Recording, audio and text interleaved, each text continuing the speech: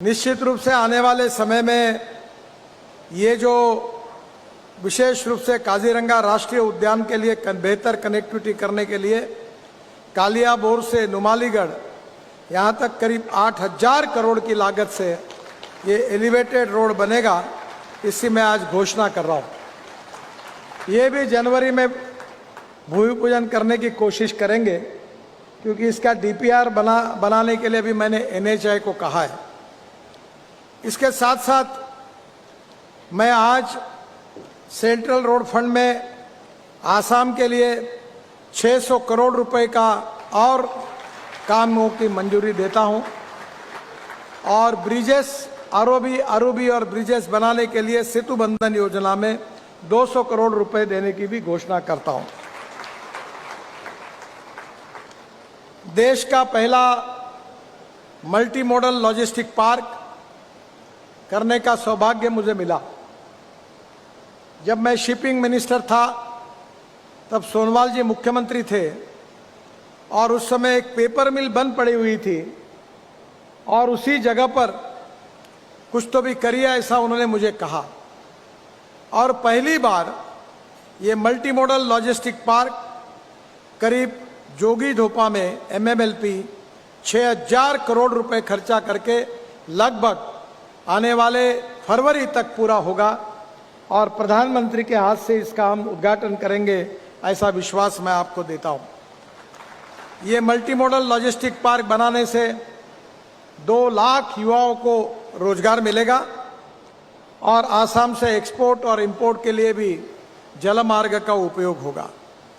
मुझे विश्वास है कि अगर हम लोग रोड से जाते हैं तो 10 रुपये लगता है, रेलवे से जाते हैं तो 6 रुपये लगता है, और पानी से जाते हैं तो केवल 1 रुपया लगता है।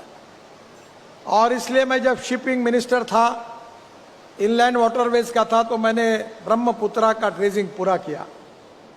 इतना ही नहीं तो बांग्लादेश के प्रधानमंत्री जी ने मुझे रिक्वेस्ट की थी कि बांग्लादेश में आकर वो भी करा दो, तो 250 किलोमीटर ब्रह्मपुत्रा में अंदर जाकर मैंने जो मुंगली पोर्ट है वहां तक ड्रेजिंग पूरा किया। बराक रिवर पर ड्रेजिंग पूरा किया। अनेक जगह रो पैक्स हमने चालू किया। पटवारी जी यहाँ उपस्थित है, उन्होंने अनेक जगह पर उस समय मुझे मांग की थी, और निश्चित रूप से वो योजनाओं को पूरा किया। अब मेरा विश्वास है कि ये जो मल्टी मॉडल लॉजिस्टिक पार्क है ये बहुत महत्वपूर्ण है। आसाम में बांबू होता है। मुझे याद है कि हमारे चमचे जो होते बांबू से बनते थे, ये भी चाइना से आते थे। तो मैंने मजाक में कहा कि क्या हमारे देश में चमचों की भी कमी है। बाद में आसाम में अनेक फैक्ट्री शुरू हुई, और इंडिगो कंपनी को बुलाकर मैंने कहा, एयर एविएशन कंपनी को, उनके एमडी को, कि आप ये यूज़ करिए। अब सब एयरलाइंस बाम्बू से बनाए हुए चमचे और कांटे यूज़ कर रही है। आने वाले समय में निश्चित रूप से हमें बाम्बू को बढ़ाना है। नुमालीगढ़ में बाम्बू से इथेनॉल बन रहा है, और वहाँ के जो एमडी है वो हमारे नागपुर में MECL के एमडी थे। वो जब मुझे मिलने के लिए आए तो मैंने उनको सुझाव दिया कि आप बांग्लादेश को पेट्रोल और डीजल पाइपलाइन से भेजते हो, उस पेट्रोल में बाम्बू से बना हुआ 20% इथेनॉल डाल दो, ताकि बांग्लादेश को पेट्रोल भी सस्ता मिलेगा और प्रदूषण भी कम होगा, और आसाम के लाखों करोड़ों युवाओं को बाम्बू बेचने से और इथेनॉल बनाने से रोजगार मिलेगा। मुझे खुशी है कि आज अगरबत्ती की काड़ियाँ जो स्पेसिफिक बाम्बू है वो आसाम में नॉर्थ ईस्ट में होता है।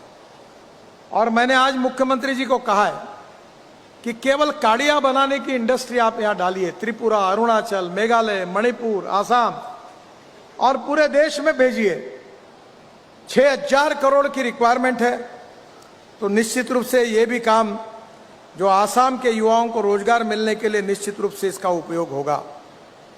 मुझे खुशी है कि जोगीघोपा ये जो मल्टी मॉडल पार्क है, ये निश्चित रूप से नॉर्थ ईस्ट के विकास में एक ऐतिहासिक और रिवोल्यूशनरी ऐसा कदम है, और इससे हमारे यहाँ से आयात निर्यात, इंपोर्ट एक्सपोर्ट बड़े प्रमाण पर बढ़ेगा।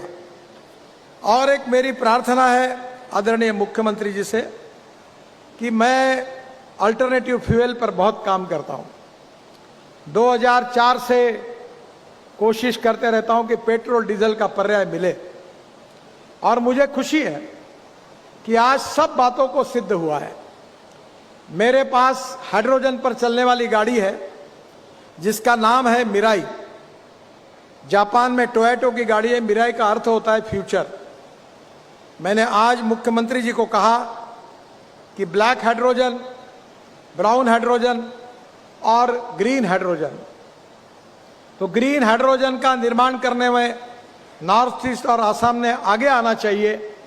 और ये हाइड्रोजन से फैक्ट्री, इंडस्ट्री चलेगी, ट्रक चलेंगी, बसेस चलेंगी, हवाई जहाज चलेंगे। वो दिन अब दूर नहीं है।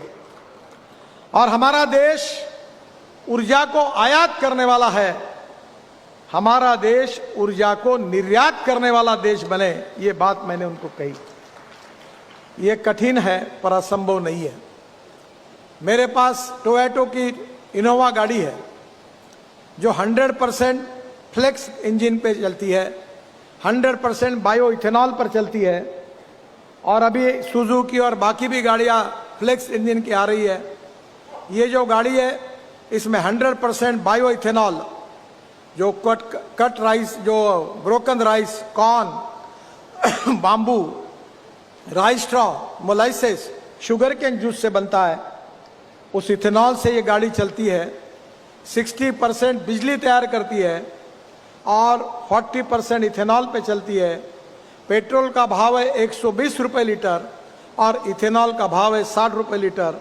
तो ये अगर एवरेज पकड़ा जाए पेट्रोल की तुलना में तो 25 रुपये लीटर पेट्रोल का भाव हो जाएगा। तो मेरा अनुरोध है कि इथेनॉल की इकोनॉमी को बढ़ाइए। आसाम पेट्रोलियम 800 टन मिथेनॉल बनाती है। मैं अब पहली बार, अब जब पिछले बार आया था तो ये प्रयोग नहीं हुआ था, पर अभी बेंगलोर में कर्नाटक स्टेट रोड ट्रांसपोर्ट ने अपने डीजल बसेस में 15% मिथेनॉल डाला है। मिथेनॉल का रेट है 25 रुपये लीटर और डीजल का रेट है 110 रुपये लीटर। मैं आदरणीय मुख्यमंत्री जी से अनुरोध करूंगा कि आसाम का प्रदूषण भी कम होगा, डीजल भी सस्ता हो जाएगा और ये 15% मिथेनॉल आसाम के बसेस में, ट्रक में, जहां जहां डीजल यूज होता वहां डाला गया तो डीजल सस्ता होगा और देश में सबसे सस्ता डीजल आसाम के लोगों को मिलेगा।